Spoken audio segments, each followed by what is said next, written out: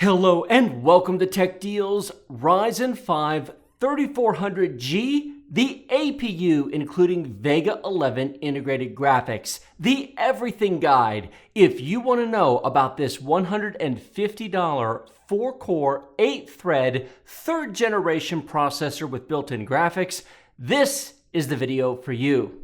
If you look at the length of the video down there and go, holy smokes, Tech, how long are you going to talk about this? Rest assured, there are over 30 minutes of benchmarks. I have 20 games tested, some at 720p, some at 1080p, many with live gameplay, and a bunch of charts for you, and I take you through the numbers step by step. If you only came here for the benchmarks, not to worry, they start at this timestamp. But if you skip to the benchmarks, then you won't learn all about the positioning of this. You won't learn about alternatives to this APU. You won't hear me talk about its predecessor, the 2400G, and you won't hear me talk about what's coming next year to replace this. So sit back, relax, get a cup of coffee, enjoy yourself, or not, skip to the benchmarks if you want, but I do have a lot to say about this particular CPU/APU.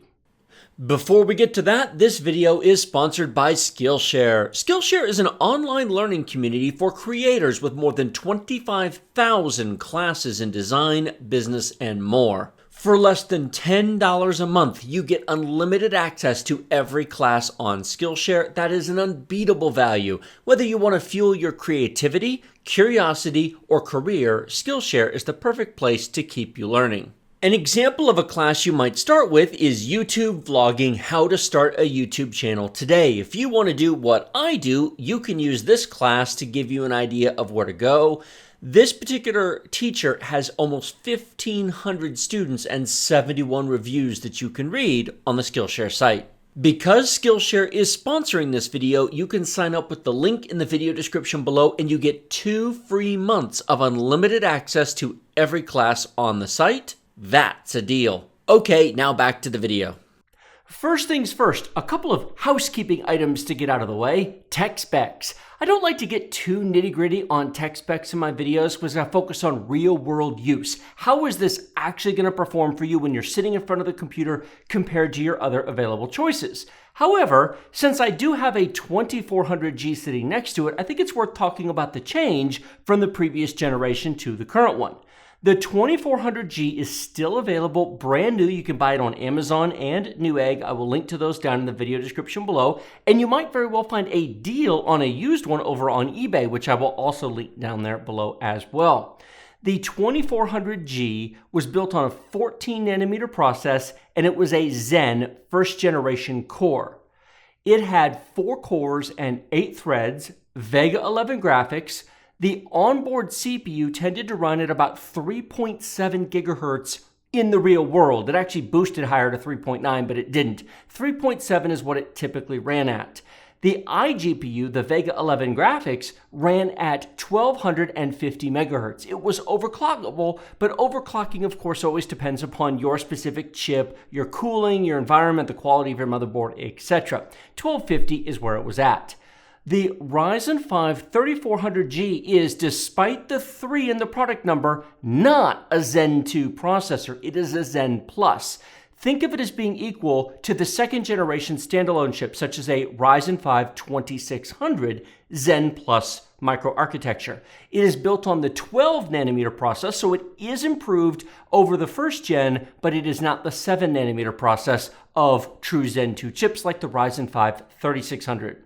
The CPU speed has been boosted and it typically runs at 3.9 gigahertz, so it is 200 megahertz faster than the 2400G. Yes, I know the speed on the box and the turbo the AMD advertises says up to 4.2.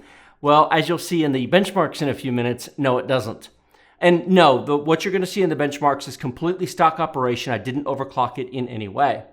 Now, the iGPU, the VEGA 11 graphics, has the same amount of compute power in terms of cores to the 2400G, but out of the box, they're running at 1400 megahertz. Again, you can overclock this a bit, but that's going to depend upon your silicon and your cooling and your motherboard and a lot of other factors.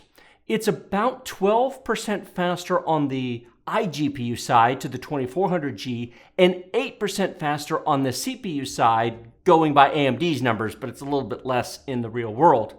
The truth of the matter is, if you came to this video wanting to know, should you upgrade from a 2400G to a 3400G, the answer is no. There is no world, there is no situation, there's no circumstance where that makes any sense whatsoever. There's not a big enough change. I mentioned at the beginning of the video new products coming. Well, I've talked about the past. There will be in 2020, I'm filming this in 2019, in 2020 there will be a Zen 2 based APU. Hopefully with Navi graphics rather than VEGA graphics and better cores and more features, maybe a 6-core. So if you can wait 6 months, maybe that'll come out in the summer of 2020. But in October of 2019, when this is being recorded, that may very well be 9 months away. There are, of course, the standalone CPUs, Ryzen 5, 2600, 3600, Ryzen 7s, etc. But none of those have any graphics whatsoever. You have to put a dedicated graphics card in. Notice my test bench here. This is the actual test bench I did all the testing on. The CPU from this box is actually, as I speak, installed under here. This is the Wraithspire cooler. And that brings me to another change. The Ryzen 5 2400G came with the Stealth, which was smaller with less overall cooling power. They have upgraded the 3400G to a Wraithspire cooler. As you can see right here, it's taller. It is much better. It's completely effective. There is zero reason whatsoever to replace the stock cooler.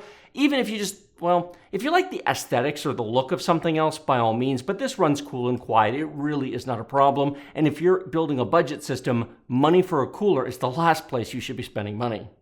So that's the tech specs of the CPUs. We're testing a 4-core 8-thread processor. We have an X470 motherboard here, which is over motherboard for this, but it's what my test bench is for all of my first and second generation benchmarks. I have 16 gigabytes of DDR4 3200 CL16 RAM, and that's actually pretty reasonable these days. You can get that for under $100. You may very well find it for $75 these days, depending upon when you watch this and when you shop. So 16 gigabytes is definitely where it's at. The iGPU uses 2 gigabytes of it, leaving you with 14 gigabytes free. If you only put in 8, you'd only have 6 free, and that simply is not enough. So 16 is where it's at. 32 doesn't make any sense. If you've got the money for 32, you have the money for more CPU and GPU power. So it's pretty much 16 gigabytes of RAM.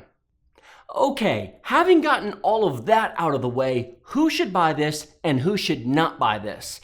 Putting aside the 33 minutes of benchmarks I'm going to show you in a few minutes, which took a long time to put together, putting all of that aside, who should buy this? Somebody looking for excellent Windows performance for web browsing, email, Office applications, image editing, light video editing. If you want to edit your 1080p vacation videos, it certainly will do the job just fine. Professional video editors obviously should have something much better. People simply looking to use their computer as a task device. Of course, gaming, which is a separate topic we'll talk about, but putting gaming aside, it is a remarkably capable CPU. It is worth noting that only a couple of years ago, Intel's top-of-the-line consumer processor, such as the i7 7700K, was a 4.2 gigahertz 4-core 8-thread processor. This is a almost 4.2 gigahertz 4-core 8-thread processor with really close instructions per clock cycle compared to the Intel chip. It's not as fast as the 7700K, but it's in the ballpark. It's not terribly much slower to a stock 7700K. That's pretty impressive for a $149 suggested retail price. Prices may be lower. That's what the links in the video description below are for. They do get cheaper over time. It is worth noting that you can currently get the previous generation chip, the 2400G, for about $120. But at the $25 price difference between these at the moment, if your motherboard supports third generation chips, if your BIOS supports them, which many of the newest B450s certainly do, which is what this should be going on to, then yeah, spend the $25. You get better memory latency support, faster memory support, you get boost in clock speed on both sides of the CPU. It just makes sense. Unless, of course, you find one of these used for $80, in which case, go for it.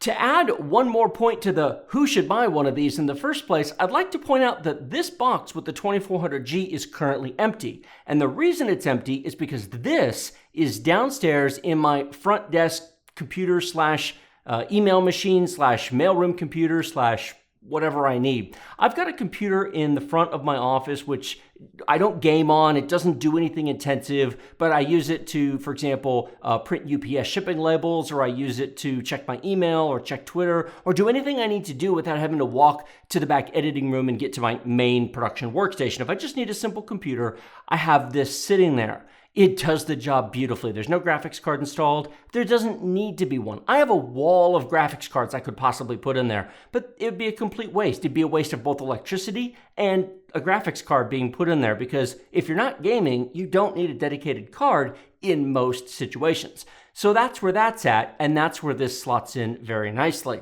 I didn't mention them before. There actually are Ryzen 3 versions of these, which I don't want to talk about a lot because, frankly, I would skip them. I mean, there's something to be said for those, but those are 4-core, 4-thread. They lack the hyper-threading, they have lower clock speeds, they have weaker iGPUs, and I think if you're putting together a whole machine, I would skip the Ryzen 3, either the 2200G or 3200G, and I would go to these. I know not everybody will agree with me, but that's my opinion, which is why that's in my machine downstairs. That brings me to who shouldn't buy this. Serious gamers. You can casually play games on this all day long. I'm about to show you 20 games benchmarked on this, many of which run really, really well. If you just want to play games occasionally, if you need a secondary game computer, if your 8-year-old needs a game computer and you're on a tight budget, it's an option. However, here's the problem. When the APUs first came out, when the 2400G first came out, graphics card prices were really high due to crypto mining, and they made a ton of sense. Now that the crypto mining craze has kind of gone the other direction, Bitcoin went down, the market has been absolutely flooded with used video cards. I recently did a video called 4K Gaming for $99 featuring the RX 580. Now that's not really a 4K card. I showed some examples of games that would run at 4K, but of course it's not really what it's meant for. But for 1080p and even occasional 1440p gaming, the RX 580 does great. You can buy a bunch of these cards at the moment for about $100 on eBay for the 8GB model. And I'm not talking about some blower card or the entry-level card. I'm talking about factory overclock cards. There are Sapphire Pulses and Gigabyte Oris cards and MSI Gaming X cards. There are so many of these things flooding the market in the fourth quarter of 2019. The options and the ability to build a budget gaming computer are just phenomenal. Spend $100 more than this. I did another video. The GTX 1070 for $200 is an amazing value for the money, depending upon your price point. So you have lots of options in budget graphics cards. There are cheaper graphics cards. You can get an RX 560, you can get RX 550, there's GTX 1050s. Don't bother. When GTX 1060s and RX 580s are $100, why would you buy any less? To save $20 and $30 to get half the graphics performance by going to a RX 560 or a GTX 1050? No, just spend $100, get one of these. I know a lot of those cards are mining cards. They are not a problem. I have bought several used mining cards myself off of eBay. If you buy from sellers that have like 50 of them for sale, and they've got nice pictures of everything, and a lot of times they still have the plugs on the back of the card ports intact, and they've got 500 positive feedback, they're fine. They're professionals that took care of their cards. And frankly, you'll probably get a better card than if you had bought a card from just some random person who mistreated it and didn't use anti-static protection and shoved it into a too small of a case with no airflow, and they never cleared out their dust filters, and it ran really hot, and they gamed for 12 hours at a time, and then people say, don't buy mining cards. Yeah, professional miners actually usually take care of their equipment. But putting that issue aside, this can be bought for $100. The CPU under it, or the box anyway, is a Ryzen 5 1600 first generation chip. $100 new right now on Amazon as I'm filming this video. Now that price is going to change over time, but $100 new. You can buy them used for about $85 on eBay, but for $15, you get a brand new cooler, you get it brand new in the box with a warranty, you don't have to worry about the pins being bent or anything else. You also are guaranteed it'll work on every motherboard that AMD has made, the 3rd and the 400 series of boards. It won't work on the 500 series of boards, but that doesn't matter for this video. For $20 more, you can buy a Ryzen 5 2600, and actually that's the better choice. But the reason I put this here is because this stack is $200. $100 for a used video card and $100 for a brand new 6-core, 12-thread processor that in most circumstances is faster than this. The only situation it's not is single-core performance and a manual overclock to 3.7 or 3.8 on the multiplier, which most of these should do without any problem whatsoever, even on El Cheapo motherboards. Then you have the same per-core performance and much better multi-threaded performance. And of course, an RX 580 demolishes the integrated, not even a little bit. We're not talking 30% faster or 50% faster. We're talking 300 to 500% faster. It's not even a contest. We're talking about going from 720p low to 1080p high, and this still being faster than this. Now, when you get to the 33 minutes of game benchmarks in this video, some of you might say, well, where's the comparison between these two options? I've done that before on the channel. With the 2400G previously, a year ago, I actually did some videos comparing them. You can either go look those up on my channel or you can take my word for it. These are so far apart in performance, you're comparing a Pinto to a Corvette. It is that big of a difference. If you are a serious gamer, if you came here going, man, I'm on a budget, I just want to play some games, but I don't have a lot of money, I understand. This is currently $150. This stack is $200, but this stack is 3 to 5x faster than this for 25% more money. There is no world in which a gamer says, this is a good gaming chip and this is not worth spending the $50. If you're that short of money, save money for a month and get this stack. It is that big of a difference in terms of your overall gaming experience.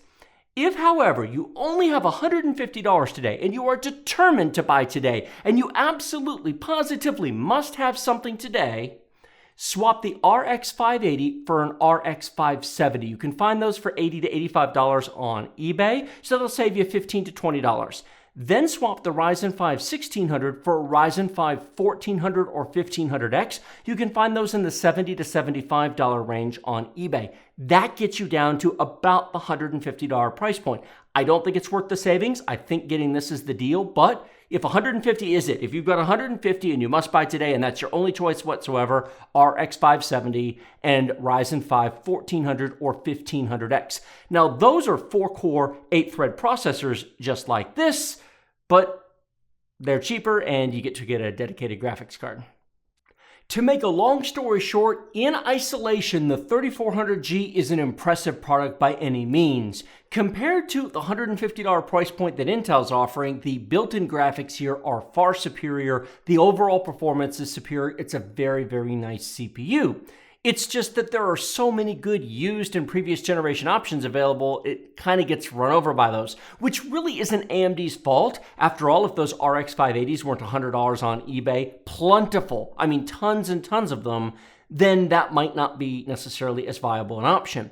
If you're watching this video in 2020, maybe first quarter, maybe around March or April, and the RX 580s are gone, if you're going to the comment section going, what are you talking about, man? The cheapest one I can find on eBay is $150. Maybe they're all sold. The mining cards have been sold out and the price, it's unnaturally cheap to get an RX 580 8GB card for $100 right now, but they are. So if those are gone, and this maybe has gotten a small price cut, if you find the 3400G for $120, $125, and the cheaper cards are gone, or maybe even this drops all the way down to $99, then it becomes much, much more interesting. It just depends upon prices and what's available when you watch this video. And as I said before, aside from gaming, it's a great office CPU. If you just simply want something to use in an office, then sure, it'll do a great job. Okay, that's entirely enough talking from me. We're going to get to the benchmarks now. As I said before, linked in the video description below will be links to this, and the RX 580s and 570s over on eBay, and the Ryzen 5 1600 and 2600, because those are great deals at the moment, new or used, depending upon prices. Those links in the video description are affiliate links. They support the channel. If you like our content and you want to support the channel at no extra cost to you, using any of those links in the description while shopping supports the channel, and it is greatly appreciated. On with the benchmarks. Our first game is Assassin's Creed Syndicate. This game is several years old, but if you want to play on an integrated graphics chip, well, the latest and greatest AAA games may not be the wisest choice. I did not include Assassin's Creed Odyssey because, frankly, that unoptimized mess would not play very well on this. And if you're on a budget, you might want to buy older games such as this. Now, we're going in alphabetical order here, and I'm just going to show you small bits of footage from each game and then the chart. Some of these will go really, really quick. Some of them I'll spend a little bit more time to talk about, and certainly the first one here, because after all, this is the first one, so I kind of have to introduce everything. In the upper left-hand corner, you see the MSI Afterburner number results. The actual iGPU is not included. You can pretty much assume that it's always going to run at 100% all the time. It's not up there because there's a bug in the current version of MSI Afterburner, which was reading it at a power of 16, which made it 65,000 and change percent, which looked ridiculous, so I left it off. Notice we have 16 gigabytes of RAM, although 2 gigabytes of that is dedicated to the iGPU. And of course, you can see our CPU usage, which is into the hyper-threading a bit here because we're over 50% usage. But the boost clock speed is very, very nice. We're at about 3.9 gigahertz overall, and the frame rate looks nice. But what I'm going to talk about mostly as we go through these games is I'm going to talk about the fact of which are really playable and which are not. In other words, which ones were really smooth and which ones weren't. This was playable. It was smooth-ish. It's playable, but it wasn't great. But it wouldn't be my first choice. I mean, an RX 560 would play this thing better than the iGPU does. And keep in mind, we are in fact playing at 1080p low, which is playable and it's fine and it looks okay, I guess, uploaded to YouTube. But compared to 1080p high, what a difference. I actually played the game for about 10 minutes, running around just randomly killing things and leaping from building to building. 48 frames per second average, 36 frames per second 1% low, 19 frames per second 0.1% low. It worked, it's okay, but this just demonstrates the limits of an integrated graphics chip because, again, Assassin's Creed Syndicate is several versions and almost 4 years old. Moving along, this is the built-in benchmark to Deus Ex Mankind Divided. I am not going to show you the full benchmark or this video would be entirely too long. I only want to leave it up here for a few seconds so you can see the real-time performance numbers. You can see I am running the benchmark in MSI Afterburner. I am not using any game's built-in benchmark numbers here at all. So there'll be 1% and 0.1% lows even when I do the built-in benchmark. Not bad for 720p low, although I can tell you in person, you can definitely tell the difference compared to 1080p high. Average of 53 frames per second, 1% low of 40, and 0.1% low of 38. You're going to see that as a reoccurring theme here where AAA games like this, even though they are several years old, have to be run at 720p low in order to get acceptable frame rates. But not all. I have a surprise for you later in the video. F1 2018, 1080p low. This is not 720p low. These sorts of racing games do generally tend to run pretty well, so I was able to crank that resolution up to 1080p low detail. We are not using any render scaling here. There are a couple of games that are, and I'll call them out. Fortnite, for example, does when you run it at medium detail it scales, but we'll get to that in just a minute. 60 frames per second, not bad, and even though it's low detail, if you just want to play a driving game, this looks remarkably good at low detail. I don't know about you, but sure, I'd play that. 58 frames per second average, 48 1% low, 31.1% low. Yeah, that should be playable. Far Cry New Dawn. Not to worry, we'll be getting to some live gameplay benchmarks in just a minute, but some of these I don't really personally play myself, such as Far Cry New Dawn, so I'm using the built-in benchmark to give you a rough idea of what's possible. This is back to 720p low. If you look at the top of the charts, it actually says what resolution and detail setting each one is at.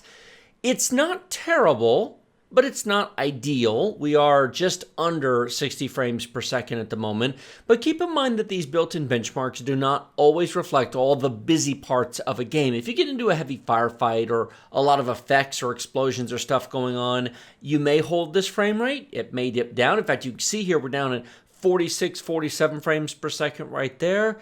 Whether or not that's acceptable to you is a personal choice. 50, 39, and 37 for the numbers on this one. Now we are on to live gameplay in Fortnite. This is 1080p high detail, and at 1080p high detail, render resolution is set to 100%, or in other words, 1080p. Yeah, look at that frame rate. I'm showing you this for a reason. I'm going to show you medium detail in just a second. A couple of games I did multiple detail settings at in order to figure out where it was playable, and I recorded some of them, so you're going to get two charts for Fortnite here. This was playable but brutal. The frame rate was bad, the controllability was bad, the responsiveness of the character, oh, that's bad. Let's get out of the way of the grenade rocket launcher. This was brutal.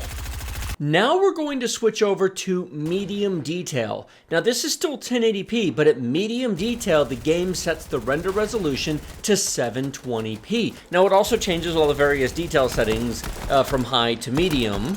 Man, that's a big firefight going on. This was actually a pretty intense battle.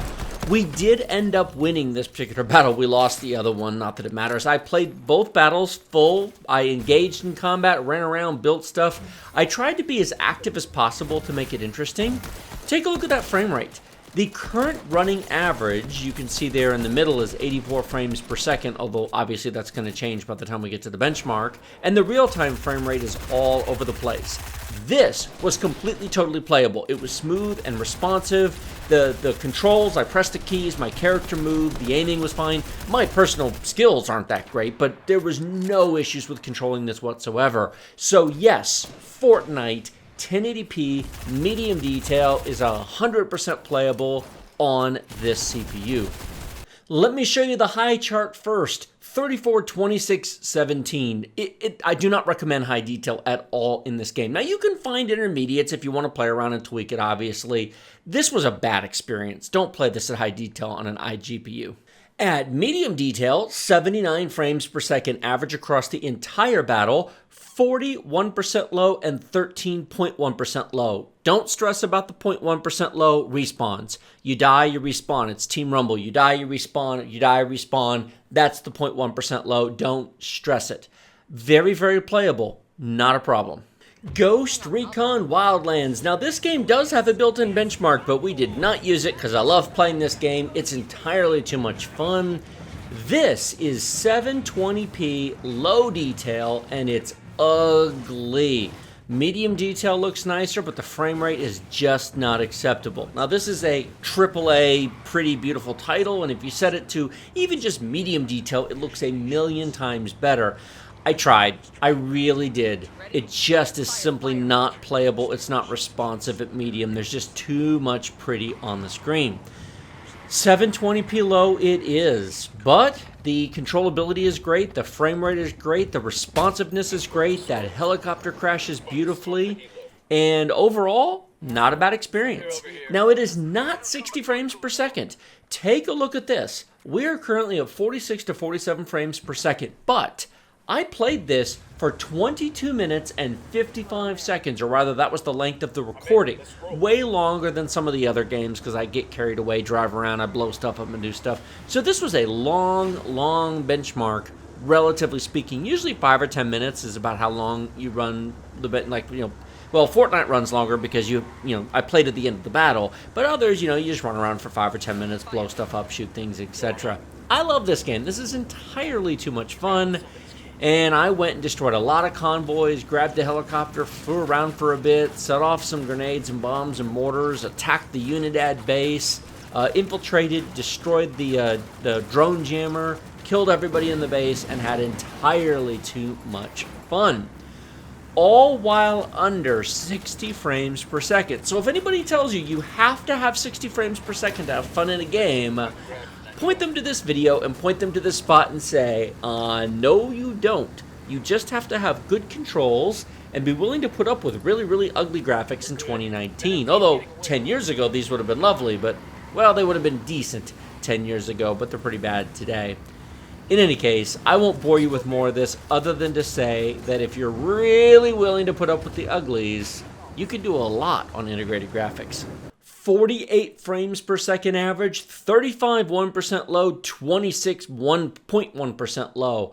Not the smoothest thing in the world, not the fastest thing in the world, but I played for 22 minutes and 55 seconds. So it was clearly playable. I didn't have any troubles. I didn't quit in disgust. If anything exemplifies the difference between high frame rate and smooth and playable, hopefully this is it. Grand Theft Auto 5, another game with a built-in benchmark that we are most certainly not going to use because this is entirely too much fun. What precedes is a whole bunch of running around and blowing stuff up and having way too much fun, just like Ghost Recon Wildlands. Look at the frame rate, not bad. We are over 60 frames per second. Would you believe this is 1080p high detail? Yes, it is. All of the standard detail sliders are also set to max. The extended sliders on the advanced page are not, but all of the normal detail sliders are turned up. Anthroposcopic filtering is turned on, shadows are set to soft. We are fully at 1080p high detail on all the various detail options, and this thing plays like a champ. Now, to be fair, Grand Theft Auto 5 is not a brand new game. It didn't come out last week. This thing is, what, 5 years old at this point? So, okay, I would hope it plays well. But the fact that this is playing on integrated graphics at this detail setting, that's pretty cool. 65 frames per second average across more gameplay than I should have. 49.1% low, 45.1% low. Not quite half an hour of nonsense, which was kind of a bit of a waste of time in terms of benchmarking because 5 or 10 minutes would have done the job, but I love Grand Theft Auto 5. It is just a blast. League of Legends. I don't benchmark League of Legends much anymore because, let's be honest, it runs on a potato. This will run on Intel integrated graphics, although not at these settings. This is 1080p, very high detail, anti-aliasing and effects turned on. Everything is cranked to the max at 1080p. And your eyes do not deceive you. We're getting 135 frames per second, shooting, well, okay, I'm shooting minions at the moment, and it does dip down in a few places a little bit when you engage in heavy combat. This particular battle managed to run 28 minutes long. We did win, yay us. But I'm not going to show you the whole thing because, let's be honest, it's League of Legends, and I think the performance is pretty self-evident. 135 frames per second average across 28 minutes, 83 frames per second, 1% low, 3.1% low. When you die and the respawn and you kick back to the start, that's where those happen. You know, you die 15 times in a battle and the respawn and the kickback, that's what, pay no attention to that. It doesn't mean anything, but that's what the benchmark showed. And so that's what I'm showing you, even though it doesn't matter. Overwatch, playing my favorite character, D.Va, because D.Va is love and D.Va is life. In this particular battle, one of her catchphrases is distinctly appropriate. Are you even trying? Slight spoiler, I am showing you this entire battle. Not part of it, not a clip. I'm going to show you the entire battle to the final message. And no, that's not because there's 15 minutes of footage. You just wait and you'll see what happens. This, by the way, is a quick battle against real people. Now, it's not competitive or ranked or anything like that, but it's also not a training battle against bots. Go figure, it is what it is. We are playing at 1080p, low detail, and that's an important distinction here because if you look at that frame rate, it's spectacular. Now, render resolution, I left it on automatic, and on automatic it set it to about 80%. I could have set it to 50 or 75 or 100 or tweak it. I decided, you know what, I'm going to set it to low, and I'm going to let the game decide what render resolution to use. So this is running at, well, it's actually running at, what, about 1000p, maybe 950p, technically at about 80% render resolution. I don't think it's quite at 900, but it looks nice. I don't know about you, but it looks nice. And it was easy enough to see what was going on and to see the enemy characters and the missiles and guns. And, well, clearly we didn't have any problem fighting. You can see that right here. Our 1% and 0.1% low numbers aren't even very bad. Yeah, check this out. They're trying to come in. We're shooting them. We'll put up our shield. Wait for it. Yeah. Really. That just happened. 91 frames per second, 72 1% low, 68.1% low. That battle, by the way, was like 2 minutes, 30 seconds. I don't know how in the world it just victoried out and went to the screen, but we must have overrun them so fast it hardly mattered. In any case, that was the entire battle. Go figure. So it's a very, very short benchmark, but yeah, it performed spectacularly. Moving on to PUBG. Now, Players Unknown Battlegrounds is not something I test or benchmark very often, and you'll have to forgive me because I kind of suck at this game. The frame rate inside the building is just fine. Notice there, we're above 60 frames per second, so everything seems fine. But once you get outside, it falls off real fast. In fairness, I played and ran around long enough in order to get a seriously decent run. I had 11 minutes and 18 seconds into this game in total, so it was a decently long benchmark, although most of it was running around looking for something to happen. I still maintain that these worlds are way too big. And it's mostly just trying to find somebody. And, like, of course, as soon as you do, they see you first and shoot you, but that's PUBG. This is 720p low detail, and it's terrible looking. I've seen this at 1080p high, and it's really rough to identify enemies or see anything or be able to do anything because the graphics quality is just pretty poor, all things considered. 56 frames per second average, 40, 1% low, and then the 4.1% low is just, I don't know why it's down there because I don't really think anything was that dramatic, and of course you only die once, and I stopped the benchmark before I died, but it is what it is. It's controllable, it's playable, it's okay. I suck at this game, so it's really tough for me to tell you how good or good it isn't because I'm not an expert. 720p is pretty awful on this, and it would not run at 1080p, even at low detail, at anything remotely approaching acceptable performance. Rainbow Six Siege. I have played this in live gameplay and benchmarked it, but frankly, after playing PUBG and a few others, I didn't have it in me. I'm not good at this game either, and I died too quickly, so I thought, you know what, to heck with it, I'm running the built-in benchmark.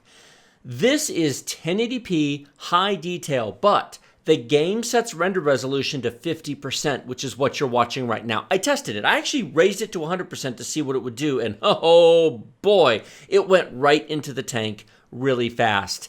61 frames per second average, 45.1% low, and 40.1% low. But again, this is 1080p high at 50% render scale. So it's, yeah, I mean, I'm sure it's playable at there, but just keep in mind the graphics detail settings are what they are. Rocket League, another game that I don't actually benchmark very often because basically any reasonably modern dedicated GPU plays it so well, there's no point. But when testing integrated graphics, we do games like this because this is the sort of thing that I think really matters on integrated graphics. It's not hard to play, but Intel integrated graphics actually runs this pretty poorly. This is not poor, and it's also very pretty. This is 1080p high detail. Well, there's not really technically a high detail. There's performance and quality and very high quality. This is the quality setting within the game. It's not the highest, it's not the lowest, it's the second from the highest in terms of quality. I tried turning the detail down lower, and the game is ugly. Holy smokes, if you set it to performance, yes, it runs really nicely, but it is ugly. And I looked at it and went, no, I just can't. Let me try it on quality and see how it goes. So, yep, that's what you're watching right here, and it was completely playable and 100% controllable. I'm not very good at the game, but boy, I got in there and tried my best.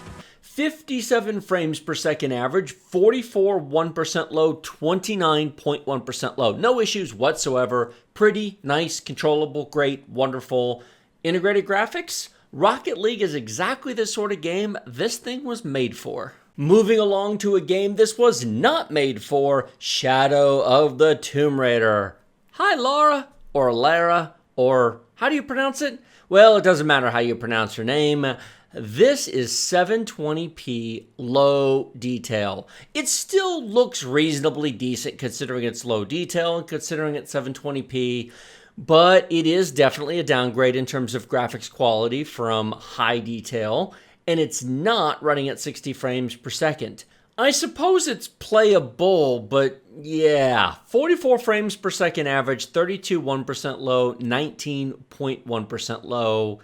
Again, this is not what this was made for. For integrated graphics, I've shown you some other games which are much better. You can, if you have no other option. Well, it is what it is. Star Wars Battlefront 2. This is a game that I have not tested in quite some time, and I don't even know if any of you play it anymore. But I launched into a space battle in 1080p low detail, and I have to say this game still looks great at 1080p low. I didn't do very well. I got shot down a bunch of times, but, well, you know, a lot of people are quite advanced. In fact, that guy you can see has all the purple power cards, and I don't because I play this very rarely. You can see my power cards are pretty low over there, so I'm not going to compete.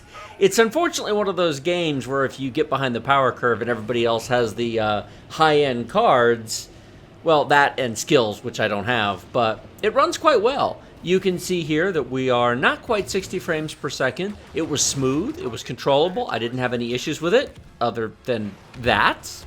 Yeah, it was fine.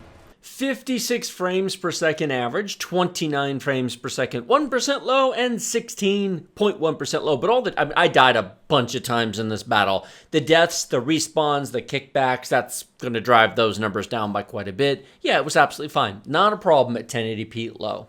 Next up, we have the built-in benchmark to Steep, and I'm going to put a lot of this in here because I want you to see it. The performance varies all over the place. We're at 60 frames per second right now. Oh, wait, 20, 19, 42, 56.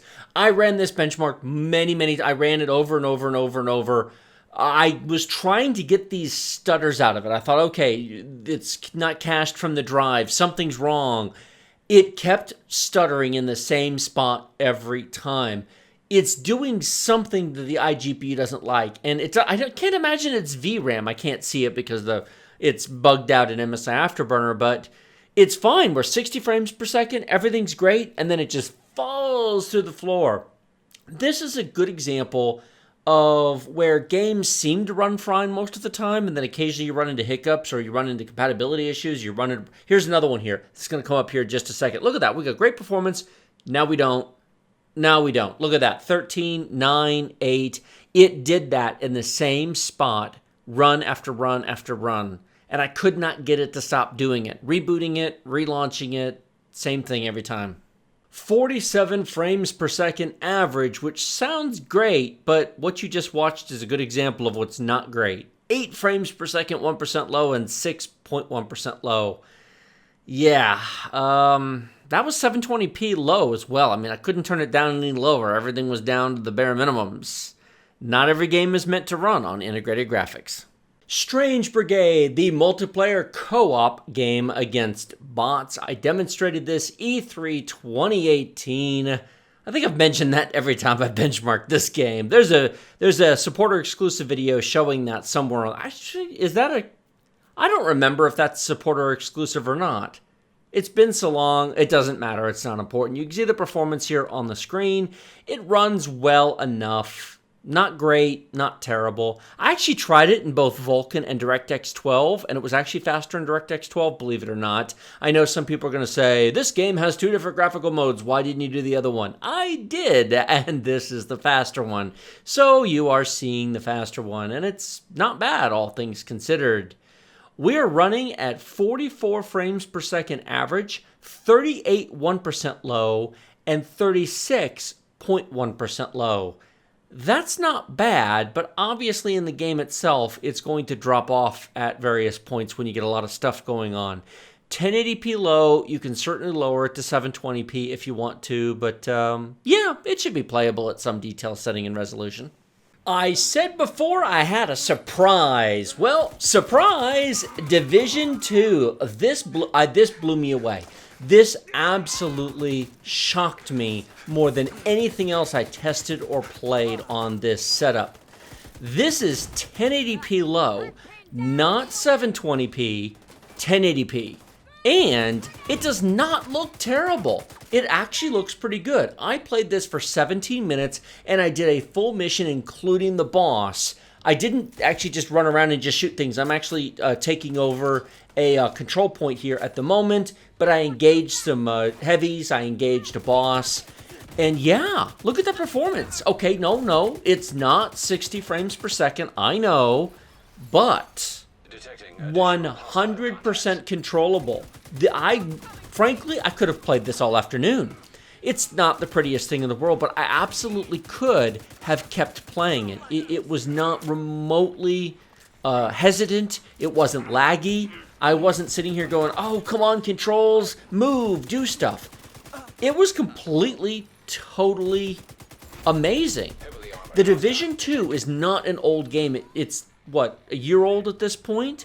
And to do this performance on integrated graphics at 1080p resolution really genuinely shocked me. Let me show you another part of it. That was a combat section, but it was also at nighttime, and some people may look at that and say, oh, well, it was dark, and so of course that's why it ran well. No, half this playtime was played while it was light out. Look at this. I mean, no, it's not as nice as it is at high detail. I mean, I've seen this at high detail. In fact, on my own personal computer, I play this at 4K at high detail, and it looks absolutely spectacular. However, if you are on an extremely limited, look at the car detail. Look at the broken glass. Oh, those are good guys there. You can read the text. The trees look nice. I mean, yes, everything's missing a touch. The foliage is missing some detail. The grass isn't perfect. Look how smooth this is. Even though we're not at 60 frames per second, in fact, we're dipping down into the 30s and 40s, it didn't feel like it. This game is so much better optimized than some of the other stuff. Assassin's Creed Odyssey looking at you. This game is so well optimized. I don't know what to say. This was wonderful. For integrated graphics, 2 thumbs up. Across all that playtime, 50 frames per second average, 35.1% low, 27.1% low. Of course it dipped down there. You saw one of the dips. There's various places it dropped down. But if I was stuck with an integrated graphics chip, would I want to play this game on it? Yes, I would. Absolutely. And that surprised me. Moving on to Total War 3 Kingdoms. This is the first time I have benchmarked this game, so I don't have anything to compare it to because I actually, at the time of this voiceover, have not actually personally run this on anything else but this. This is my single, total, sole experience with this game. 72 frames per second at the moment. This is 720p low, and this is the third benchmark option in the game. There's 3 different benchmarks you can run. I actually ran all of them. They weren't actually that tremendously different from each other. Maybe they're different on better cards or higher detail and resolution, but on this one, they were all within 10 frames per second of each other, so I went ahead and went with this one. 73 frames per second average, 67 and 63% on the lows. Whether or not you want to play a game like this at 720p low is a separate conversation because you're not going to see a lot of detail in the tactical units. And again, this isn't meant for this. You want a dedicated graphics card for games like this so you can play at 1080p high, but, well, at least it runs.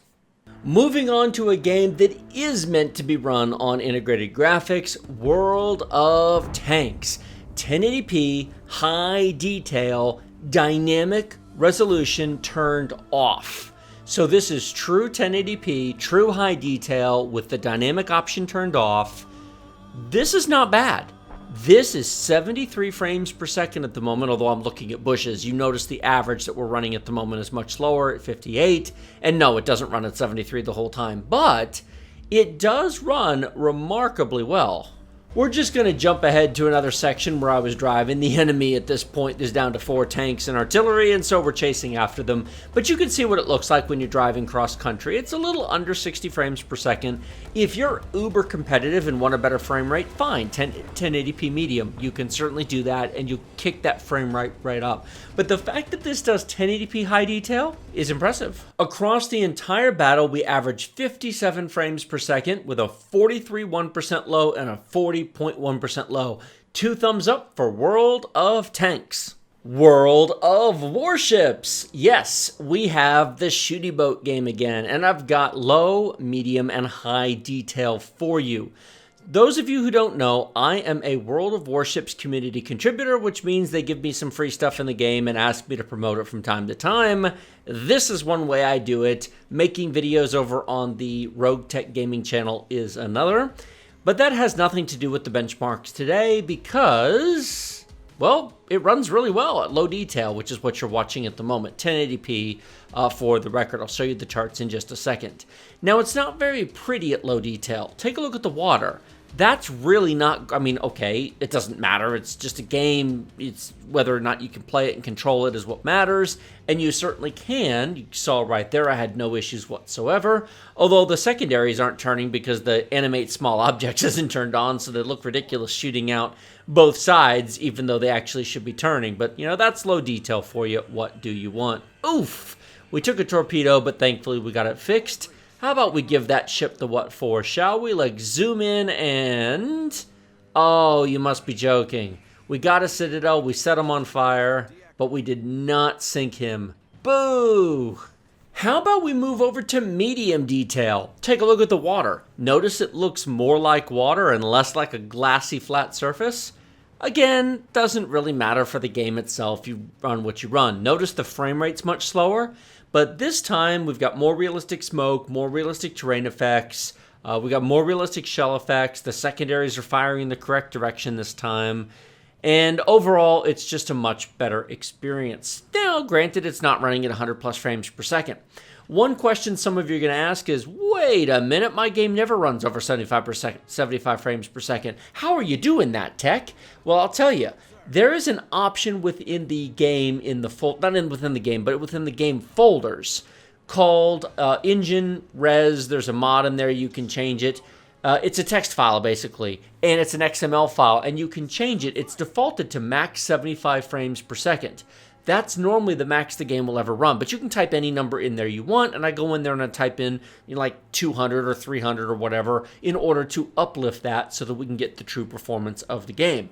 In reality, right now, we'd basically be running at 75 frames per second most of the time. Now we're going to look at high detail. Holy smokes, that looks even prettier. Look at all the trees and the stuff on the rocks. The water's more realistic. Now, the detail goes way up from here. There's very high, there's maximum. You can make this game really pretty, but not on integrated graphics. You can't. It would fall apart in a big hurry. But it definitely looks better up here, and the performance is still, look at that, we're at 67 frames per second. That's not bad at all. We're doing quite well, all things considered. The reason I have 3 here is there's no intention to do it this way. I started out at low detail, and then I worked my way up to medium, and I worked my way up to high. Many of the games that you saw tested here, I actually did more benchmarking than you see. I tested them at different resolutions, and I'm only showing you what was, quote, best playable, or what I ended up doing the test in. This one, I went ahead and recorded and played all 3 games at all 3 resolutions, and so I'm presenting them to you to show you the difference. At low detail, we averaged 117 frames per second, then 72 and 37. At medium detail, 85, 57, and 40. And then at high detail, we did 72, 53, and 44. I should have just started with high detail to begin with because there was nothing wrong with high detail. But, well, you know, such is life. You got to see all 3 of them. Thank you to all of you for sticking around for 33 minutes of benchmarks, assuming, of course, you actually did, in which case, give yourself a gold star. If you fast forwarded through them just to see specific ones, I certainly understand. However, there's a lot of information that took a lot of time to put together, and the goal of this video was to make a definitive video for the Ryzen 5 3400G. I do not intend to cover this in 10 videos. This might be the only video this ever appears in. Or it might get one more when the Zen 2 APU launches summer 2020, and I need something at that point it'll be worth doing a comparison. Because for those of you who have one of these chips, you may be asking the question, is it worth upgrading to a Zen 2 APU? To which my response is, you probably should just put an RX 580 in for $100, but those might not exist at the time. Seriously, folks, the value of used video cards at the moment is such that you're just crazy if you don't buy one. If you want to play games, if your goal is to play those games that I just showed you, they'll play here, but they'll play so much better on a real video card than they will on here. This was an awesome option during the mining craze when RX 470s, 480s, and then when the 500s launched, were going for $400 and $500 a piece. These were very appealing. but they're not. And so this is the world in which we live. I'll be interested to hear what all of you think in the comment section below, which is what that's for. I expect each and every one of you to leave a comment down there, both because I genuinely want to hear what you have to say, because I do read all the comments, even if I can't reply to all of them, and it helps me with YouTube analytics, because the more people who comment, then YouTube likes the video more and recommends it more, and so it's certainly appreciated. Like this video if you like it, share it with your friends if you love it. Remember, subscribe to my channel with the big huge red button directly below. Smash that bell notification icon next to it. If you don't hit that, you won't get notifications to new videos.